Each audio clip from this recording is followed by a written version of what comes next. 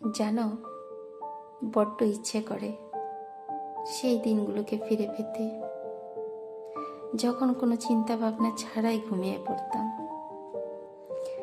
তখন রাতে খাবার আগেই বিছানা করে নিতাম যে খাওয়া দাওয়া করে তাড়াতাড়ি ঘুমোতে হবে। ঘুম পেয়েছে, আর কোনো দেরি নেই। আর সেই মুহূর্তটা খুব সুখের ছিল যে ঘুমাবো এখন। ঘুমটাকে খুব ভালোবাসতাম।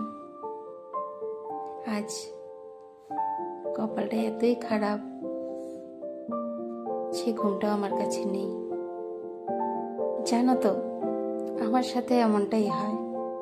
যে জিনিসটাকে আমি খুব বেশি ভালোবাসি, সেই জিনিসটা আমার থেকে দূরে চলে যায়।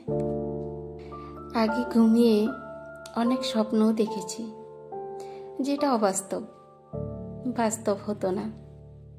তবুও সেই স্বপ্নগুলোর কথা ভেবে খুশি হয়ে যেতাম। হতে পারে স্বপ্নতে আমি গিয়েছিলাম, এটা করেছি, এটা পেয়েছি। কিছু মুহূর্তের জন্য হলেও খুশি হয়ে যেতাম। বাস্তবে না হোক, স্বপ্নতে পেয়েছি। এখন সেটাও নেই, স্বপ্নও আসে না। দুটি চোখ বন্ধ করলে শুধু এটাই মনে হয়, কি ছিলাম, কি হলাম, আর কি হব। জানো, আগে সকালে উঠেই মাকে বলতাম, মা জানো, আমি একটা স্বপ্নে দেখেছি আজ। মা বলতো, রাখ তো তোর পাগলামো স্বপ্ন। সেই পাগলামো স্বপ্নগুলোকে খুব মিস করি। কেন আসে না সেই স্বপ্নগুলো? যে স্বপ্নগুলোর কথা ভেবে খুশি হয়ে যেতাম। আচ্ছা, কেউ বলে দাও না, সত্যি কি আমার চোখে ঘুম আসবে না? আমি কি দেখতে পারবো না সেই স্বপ্নগুলো? কখনো কখনো ভাবি, সত্যি কি আমি চিরতরে হারিয়ে ফেললাম সবকিছু? জানো, আগে খুব বকা খেতাম মার কাছে। মা বলতো, এই উঠ, কত ঘুমোবি, তোর ঘুম শেষ হয় না। বকা খেয়ে বিছানা থেকে উঠতাম। কখনো কখনো রেগেও যেতাম, কি মা, তুমি সকালবেলা বকা দিয়ে উঠলে আমাকে।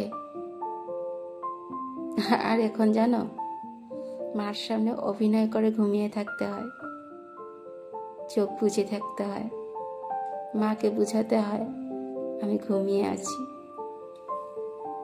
আগে দিদা ঠাকুমাদেরকে দেখতাম ঘুমের ওষুধ খেত। জিজ্ঞাসা করতাম, ঠাম্মা, ঘুমের ওষুধ খাচ্ছ কেন? তোমার কি ঘুম পায় না? আমারে তো ঘুম পায়, তুমি ঘুমাও না কেন? ঠাকুমা তখন বলতো, হ্যাঁ রে দিদি ভাই, একদিন বুঝতে পারবি ঘুমের ওষুধ কেন খাই। সত্যি এখন বুঝতে পারছি ঘুমের ওষুধ কেন খেত। আর ঠাকুমা যেটা বলেছিল ঠিক বলেছিল। যখন স্কুলে পড়াশোনা করতাম, তখন ঘুমোলেই যেমন সকাল হয়ে গেল।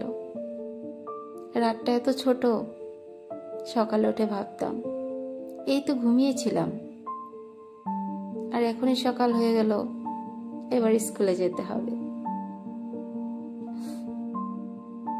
কোথায় গেল সেই দিনগুলো? আর এখন তাকিয়ে থেকে রাত শেষ করে দিই। মনে হয় একটা একটা মিনিট, একটা একটা যুগ পার করছি। খুব মিস করি সেই নিশ্চিন্তে ঘুমিয়ে পড়া দিনগুলো। খুব মিস করি। I miss you. ধন্যবাদ পাশে থাকার জন্য।